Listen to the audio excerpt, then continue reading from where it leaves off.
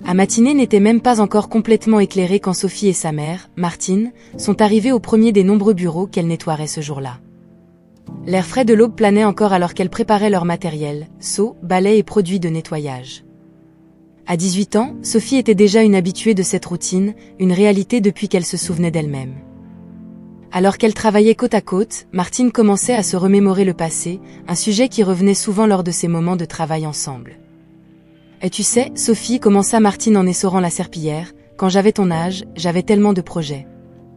Jusqu'à ce que je découvre que j'étais enceinte et que ton père a décidé qu'il ne voulait plus rien savoir de nous. » Sophie s'arrêta un instant, ressentant toujours une douleur au cœur en entendant ces mots. Elle savait que cette histoire était la raison pour laquelle sa mère insistait tant sur l'éducation. « Et je sais, maman. Et tu as tout fait toute seule. » « Je t'admire vraiment pour ça, répondit-elle, offrant un sourire réconfortant pour adoucir le poids des souvenirs douloureux. Martine hocha la tête, se concentrant à nouveau sur le sol qui brillait sous la lumière fluorescente. « C'est pourquoi tu dois te donner à fond à l'école, ma chérie. Je ne veux pas que tu finisses avec une serpillière entre les mains pour le reste de ta vie. L'éducation est ta porte de sortie de cette vie, c'est ton avenir. » Sophie réfléchit aux paroles de sa mère tout en nettoyant les fenêtres du bureau. Elle avait de grands rêves non seulement pour échapper à la pauvreté, mais pour construire quelque chose de significatif. La faculté d'économie n'était pas juste un caprice passager, c'était un plan, une nécessité. « Je te promets, maman, je vais poursuivre mes études. Je ne vais pas abandonner, dit-elle, avec détermination dans la voix. Martine regarda Sophie, mêlant fierté et inquiétude dans ses yeux. « Je sais que tu ne le feras pas, ma chérie. Et je serai là pour toi, quoi qu'il arrive. » Le reste de la journée passa rapidement entre seaux et balais. Malgré la dureté du travail, il y avait un espoir partagé entre mère et fille, une compréhension silencieuse qu'elles construisaient quelque chose ensemble, non seulement en nettoyant des bureaux, mais en construisant un avenir où Sophie pourrait, un jour, laisser de côté la serpillière et réaliser ses ambitions. Le jour où la lettre d'acceptation est arrivée fut marqué par un mélange d'euphorie et d'anxiété. Sophie la trouvait accrochée à la porte d'entrée, maintenue par une bande de caoutchouc que le facteur utilisait pour organiser le courrier. Avec des mains tremblantes, elle ouvrit l'enveloppe grande et blanche, et en lisant les premières lignes, « Nous avons le plaisir de vous informer que vous avez été accepté », un cri de joie s'échappa de ses lèvres. Martine, qui était en train de finir de ranger la cuisine, accourut pour voir ce qui se passait. Voyant le sourire rayonnant sur le visage de sa fille et la lettre dans sa main, elle n'eut pas besoin de plus d'explications. « Sophie !» « C'est merveilleux !» s'exclama-t-elle, la serrant fort dans ses bras. La modeste cuisine fut remplie de rires et de projets pour l'avenir, tandis que la lettre d'acceptation passait de main en main. Entre une part de gâteau que Martine avait préparée pour l'anniversaire d'un voisin et un verre de jus bon marché, elle célébrait la réussite. Mais derrière le sourire de Martine, une ombre d'inquiétude se cachait, une préoccupation qu'elle gardait précieusement pour elle-même. Ces derniers mois, elle avait remarqué quelques symptômes alarmants. Perte de poids inexplicable, une fatigue persistante qui ne pouvait pas être entièrement attribuée au travail physique, et quelques douleurs qu'elle avait préféré ignorer jusqu'à présent. Tandis que Sophie parlait avec enthousiasme des cours qu'elle suivrait et des amis qu'elle se ferait, Martine faisait semblant d'écouter alors que son esprit errait parmi les implications possibles de ces symptômes.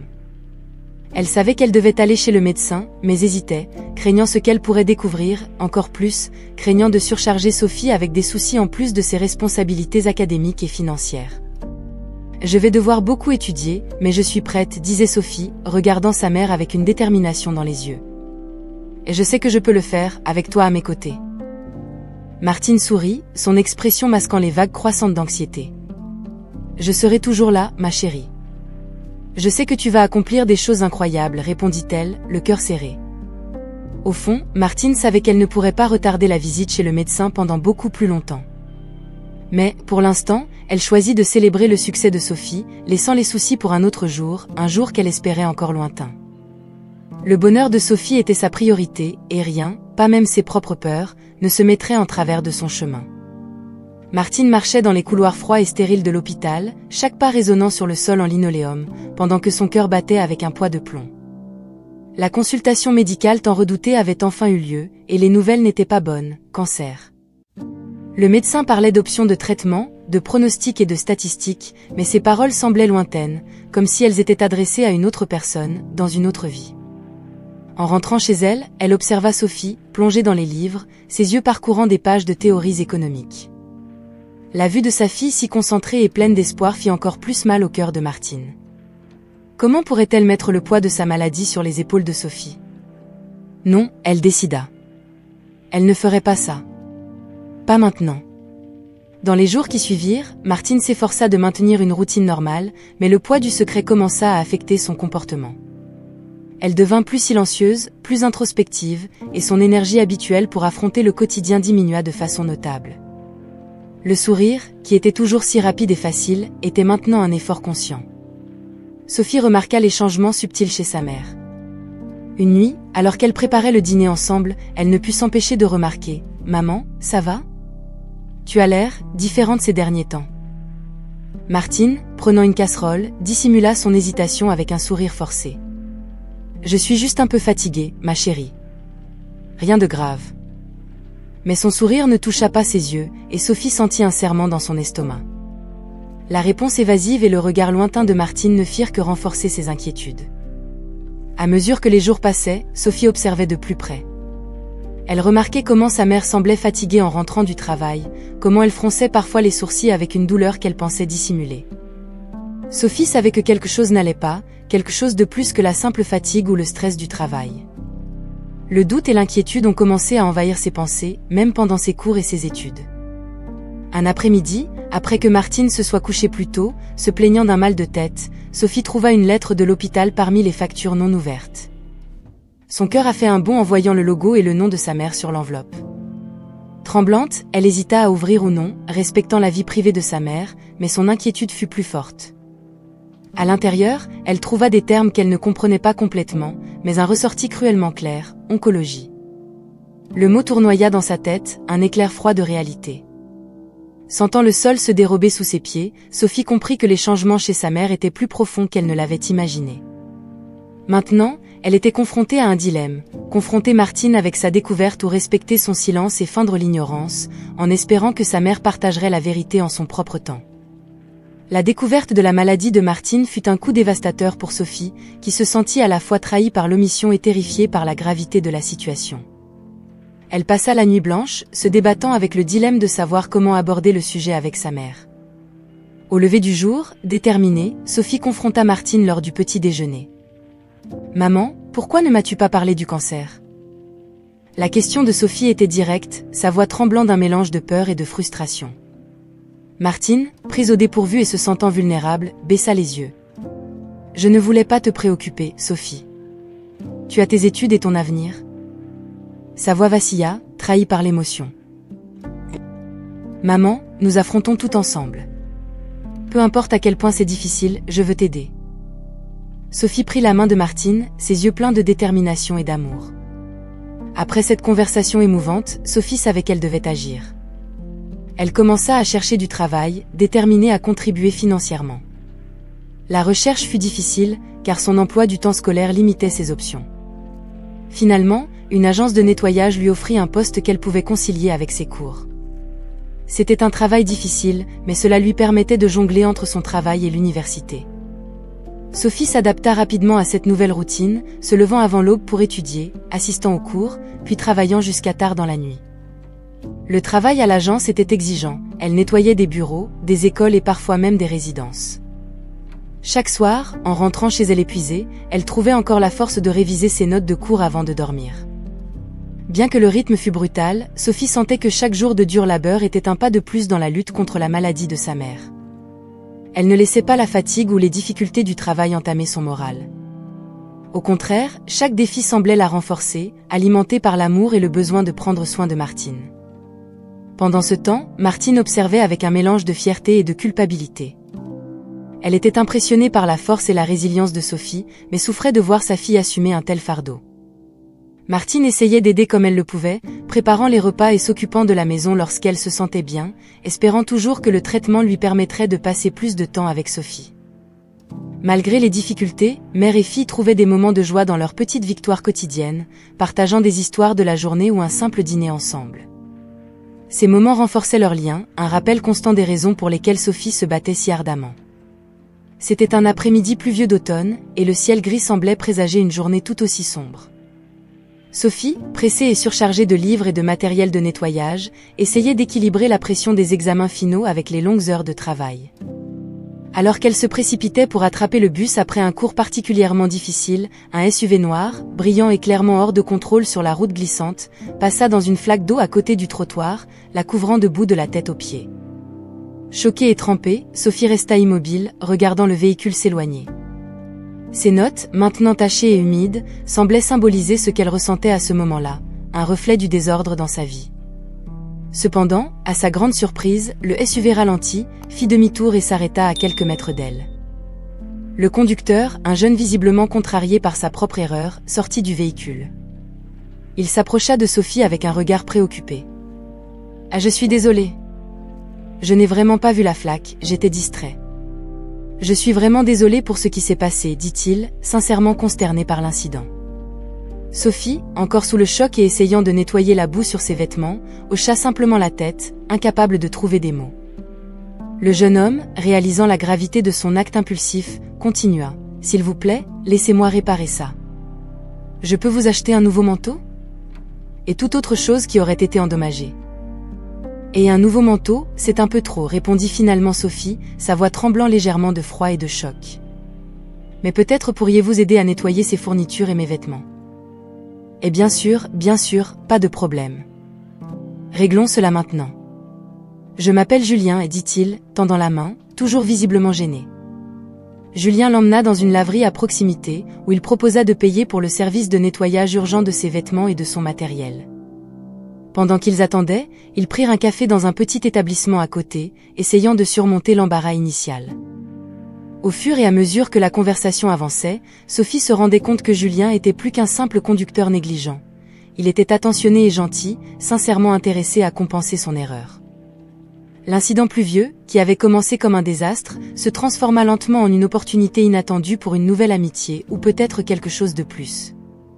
Ils parlèrent de leurs études, de leur famille et de leurs aspirations, découvrant plus de points communs que Sophie n'aurait pu l'imaginer à ce premier moment frustrant sous la pluie.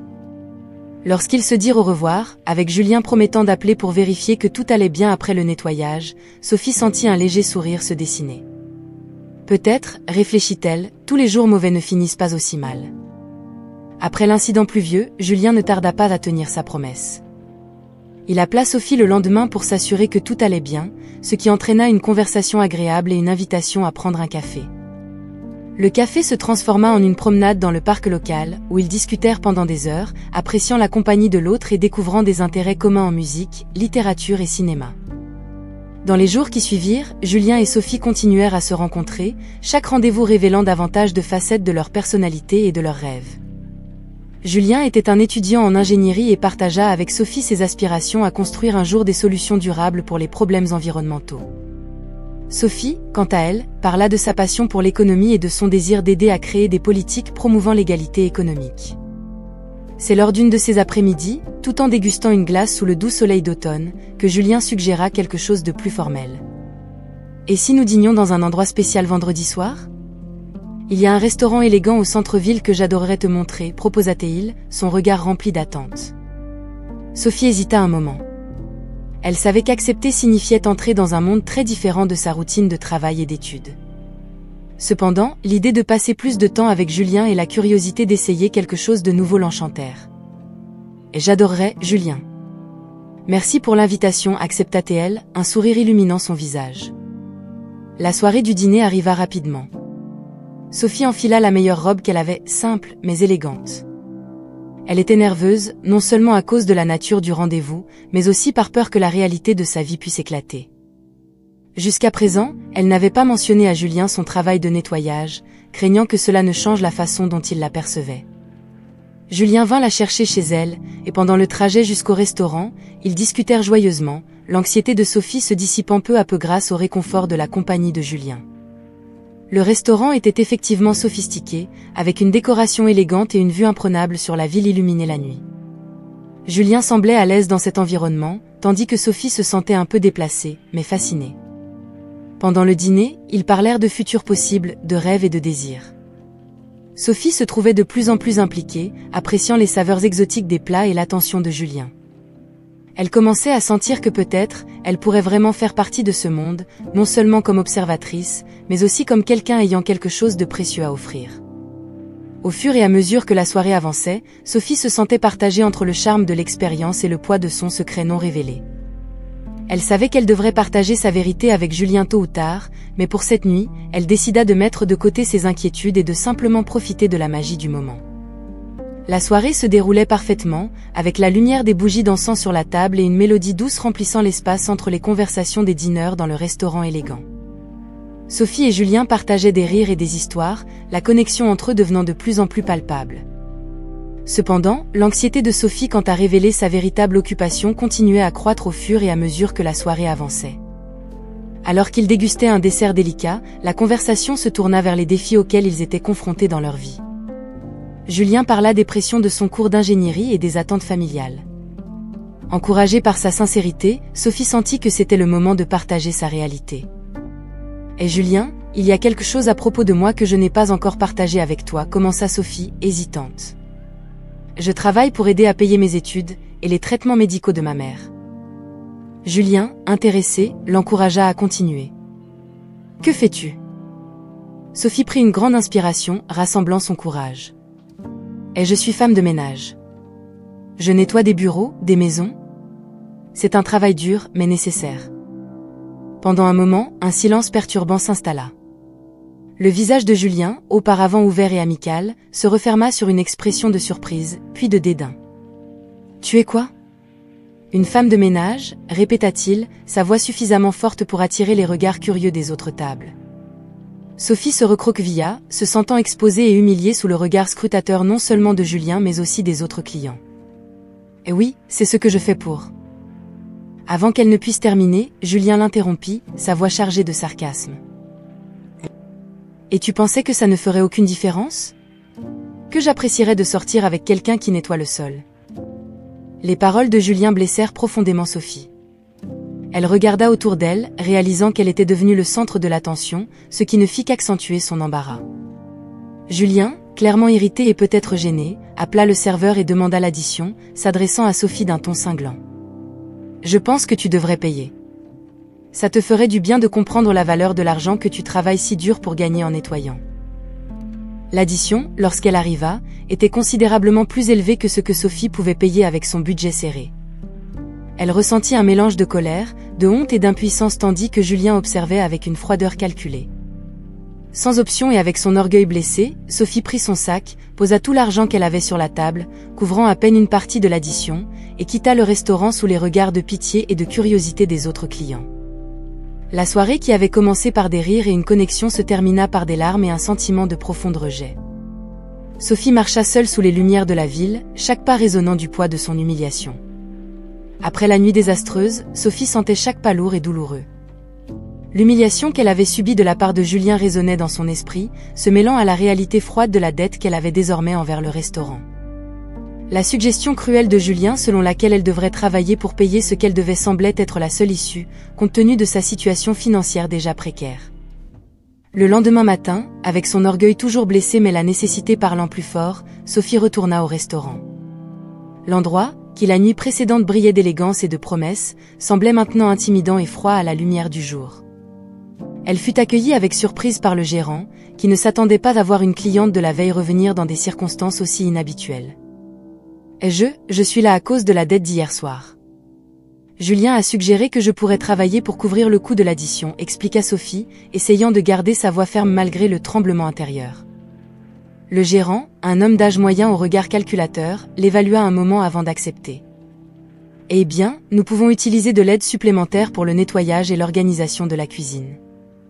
Si vous êtes prête, vous pouvez commencer tout de suite. » Sophie accepta sans hésiter, malgré la douleur qu'elle ressentait à se soumettre à une telle situation. On la conduisit à l'arrière du restaurant, où on lui remit un tablier et on la dirigea vers la cuisine. L'odeur de la nourriture en train d'être préparée se mêlait au bruit constant des casseroles et des voix. Sophie fut désignée pour laver la vaisselle et aider au nettoyage général, des tâches qui la maintenaient isolée et absorbée dans ses pensées. En quelques heures qui ont suivi, alors que ses mains s'enfonçaient dans l'eau chaude et qu'elle frottait assiette et couvert, Sophie méditait sur l'ironie amère de sa situation.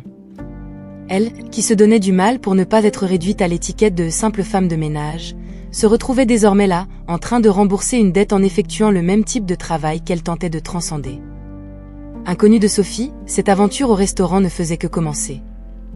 Bien que ce fût un début forcé et humiliant, ce travail allait devenir un tournant inattendu dans sa vie.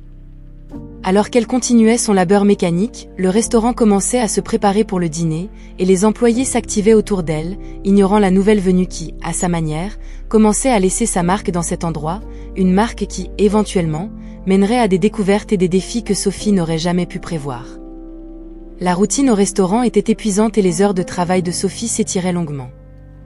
Jour après jour, elle se consacrait aux tâches les plus basiques et répétitives, toujours sous le regard indifférent des autres employés. Cependant, tout était sur le point de changer avec l'arrivée de Laurent, le beau-père de Julien. Laurent, un homme au port élégant et à l'expression sérieuse, avait passé les dernières semaines en voyage d'affaires en Europe. À son retour, il fut immédiatement informé par le gérant qu'une nouvelle employée avait été engagée dans des circonstances particulières. Curieux de comprendre la situation, Laurent demanda à parler à Sophie personnellement. Lorsque Laurent rencontra Sophie, il la trouva à l'arrière du restaurant, organisant méticuleusement le stock. Surpris de voir une jeune universitaire travailler dans de telles conditions, il lui demanda directement son histoire. Sophie, initialement hésitante, finit par partager toute la vérité sur le désastreux dîner et sur la manière dont elle s'était retrouvée à travailler là pour rembourser une dette qu'elle ne pouvait pas assumer. Laurent écouta avec un dégoût et une désapprobation croissant. Il était évident pour lui que Julien avait agi de manière impulsive et déshonorante. « Ce n'est pas acceptable », déclara Laurent, sa voix empreinte d'autorité. « Vous ne devriez pas payer une dette dans de telles circonstances. Je vais m'en occuper immédiatement. » Avec une efficacité qui témoignait de son expérience dans la résolution des problèmes, Laurent ordonna au gérant d'annuler la dette de Sophie et s'assura qu'elle reçut une compensation pour le travail déjà effectué. Sophie, soulagée et un peu surprise par ce revirement, sentit un poids se lever de ses épaules. Plus impressionnant encore fut le changement dans la façon dont Laurent la traitait. Voyant la dignité et la force avec lesquelles elle avait affronté la situation difficile, Laurent commença à la voir sous un jour nouveau. Dans les jours qui suivirent, il prit soin de parler davantage avec Sophie, s'intéressant sincèrement à ses études et à sa vie personnelle. Laurent, qui ne s'impliquait que rarement dans les opérations quotidiennes du restaurant, trouva en Sophie un rappel de la valeur du travail acharné et de l'intégrité. Il reconnut en elle des qualités qui manquaient souvent à son propre beau-fils, ce qui le conduisit à respecter et même à admirer la jeune universitaire.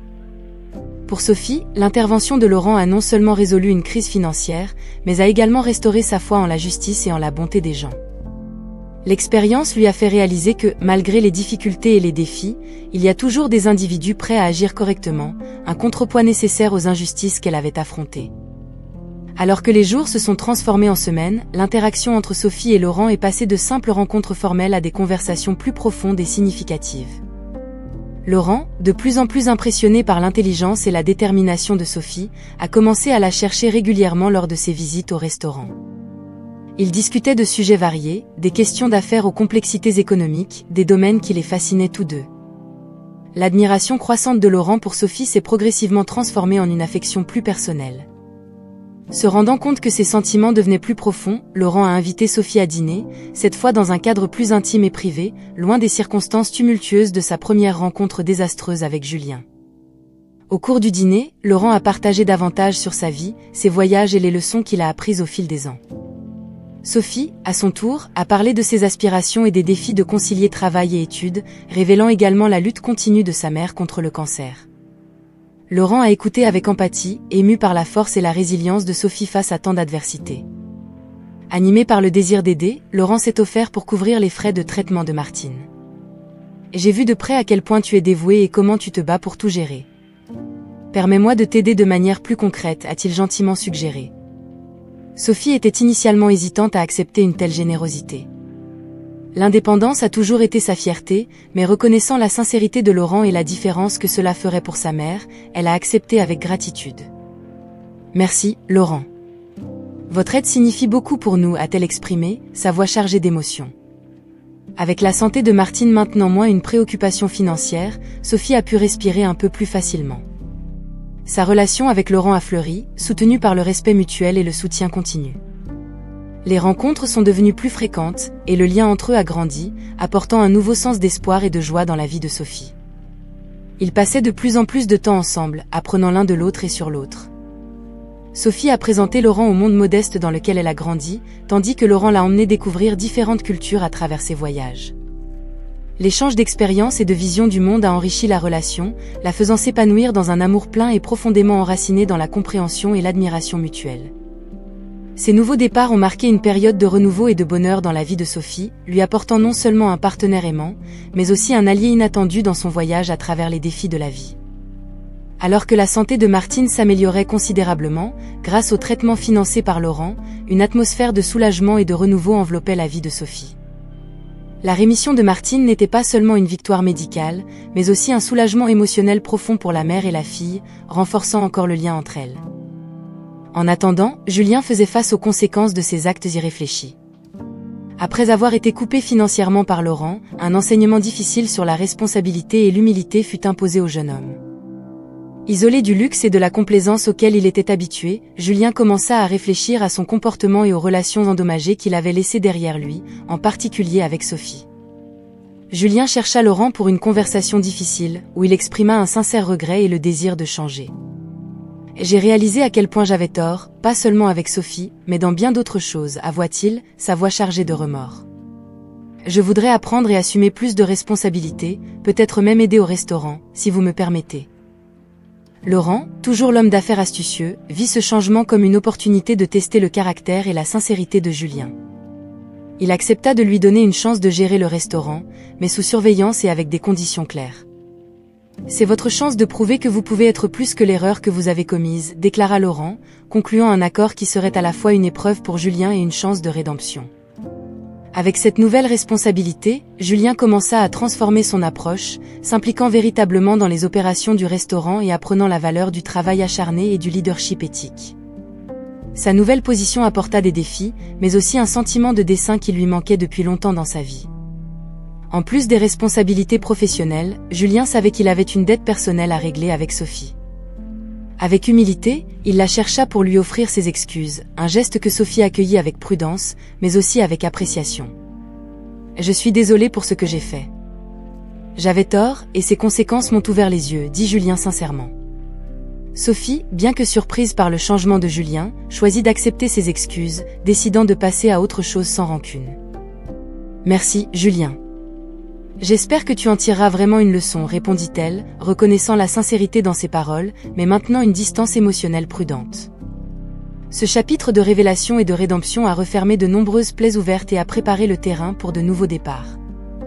Alors que Martine célébrait sa santé retrouvée, Sophie trouvait du bonheur dans sa relation avec Laurent, et Julien, maintenant humble et apprenant, commençait à marcher sur le chemin d'une véritable maturité et d'un respect sincère.